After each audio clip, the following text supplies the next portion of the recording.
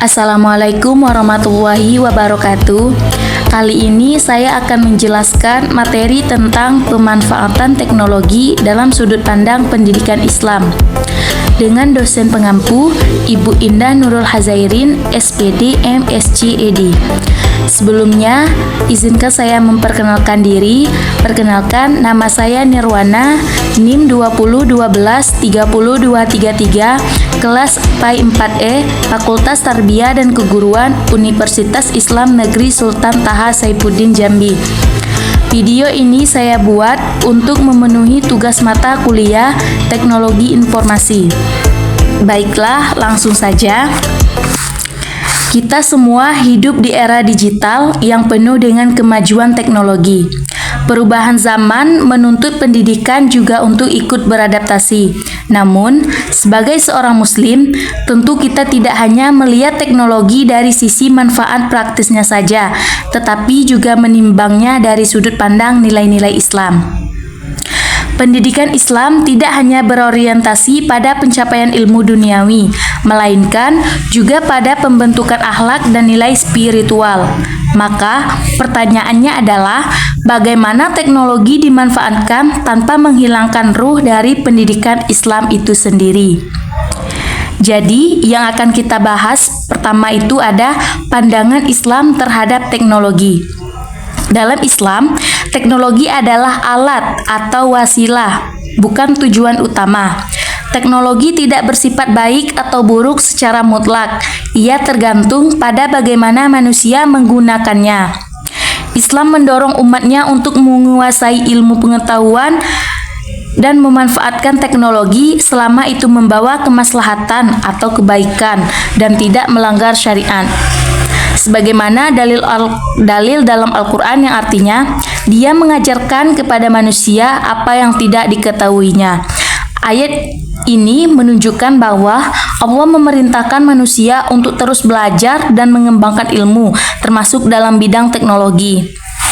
Selanjutnya, pembahasan yang kedua ada bentuk pemanfaatan teknologi dalam pendidikan Islam. Ada beberapa pemanfaatan teknologi dalam pendidikan Islam. Yang pertama itu media pembelajaran digital.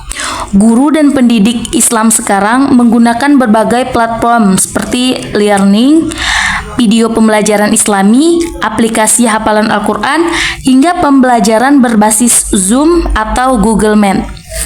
Yang kedua, digital kitab-kitab klasik atau sering disebut dengan turats, di mana kitab-kitab ulama terdahulu kini bisa diakses dalam bentuk digital, dapat mempermudah mahasiswa dan santri dalam belajar tanpa harus memiliki persis cetaknya.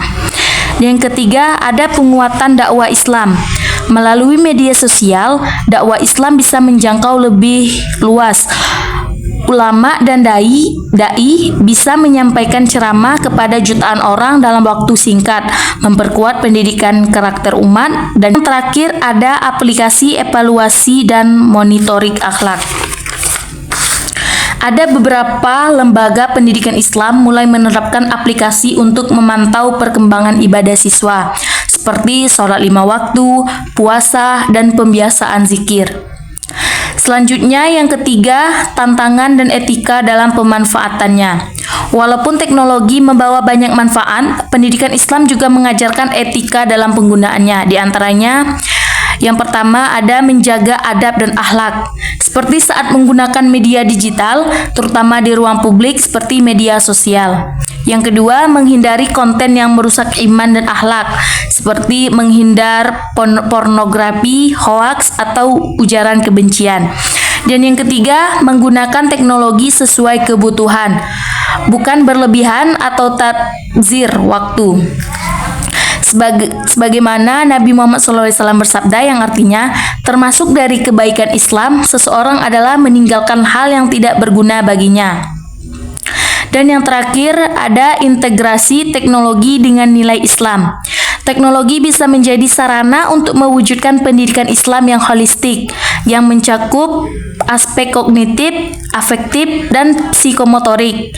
Namun, agar tidak sekedar menjadi alat akademik semata, harus ada nilai-nilai tauhid, adab, dan akhlak yang ditanamkan dalam setiap penggunaannya.